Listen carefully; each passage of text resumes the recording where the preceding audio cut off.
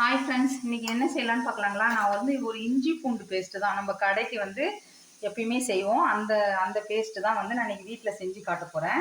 இங்கே பாருங்கள், ஒரு 1/4 கிலோ வந்து இஞ்சி, 1/4 கிலோ வந்து பூண்டு. ஈக்குவல் குவான்டிட்டியில் தான் நாங்கள் எப்பயுமே எடுப்போம். ஆனால் வந்து பூண்டில் வந்து நான் தோல் எடுக்க மாட்டோம் ஃப்ரெண்ட்ஸ். ஏன்னா எங்களுக்கு கடையில் வந்து தோல் எடுத்துலாம் போட முடியாது.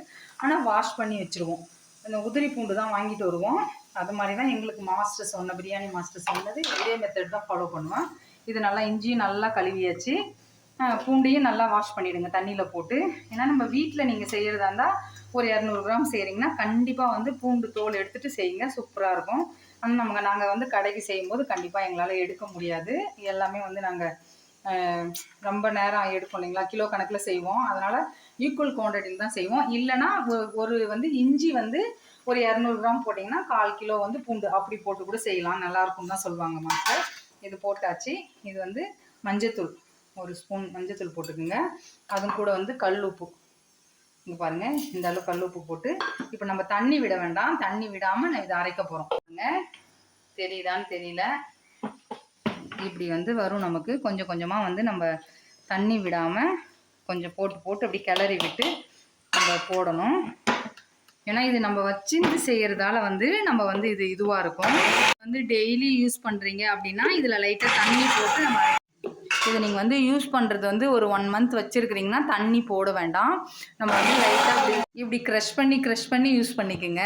ஏன்னா பிகினர்ஸ்க்காக நம்ம சொல்கிறோம். ரெகுலராக செய்கிறவங்களுக்கு வந்து தெரியாது இல்லைங்களா, நம்ம தெரியும், நமக்கு பிகினர்ஸ் வந்து தெரியாது இல்லைங்களா. இதை வந்து நம்ம இங்கே பாருங்கள், இது கொஞ்சம் கொஞ்சமாக போட வந்துடும். இந்த தோல் போட்டதே நமக்கு தெரியாது. இன்னும் நம்ம அரைச்சி நான் காட்டுறேன் பாருங்கள்.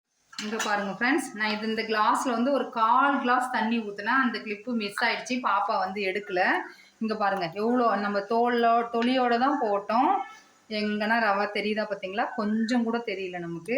நல்லா நைஸாக அரைச்சிடுங்க. இந்த மாதிரி ஒரு பாட்டில் எடுத்துக்கோங்க, கண்ணாடி பாட்டிலில் எடுத்து இது வந்து ஸ்டோர் பண்ணிக்கோங்க. எங்களுக்கு வந்து இது கடையில் வந்து ஒன் டே தான் எங்களுக்கு இது அந்த மாதிரி ஆகிடும்.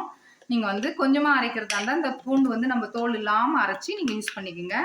அவ்வளோதான். இஞ்சி பூண்டு ஈக்குவல் குவான்டிட்டி எடுத்துக்கோங்க. இல்லை ஈக்குவல் குவான்டிட்டி வேண்டாம், எனக்கு வந்து இஞ்சி வந்து கொஞ்சம் கம்மியாக, பூண்டு வந்து கொஞ்சம் அதிகமாக, ஒரு 50 கிராம் கம்மியாக இஞ்சி, 50 கிராம் அதிகமாக பூண்டு, அவ்வளோதான்.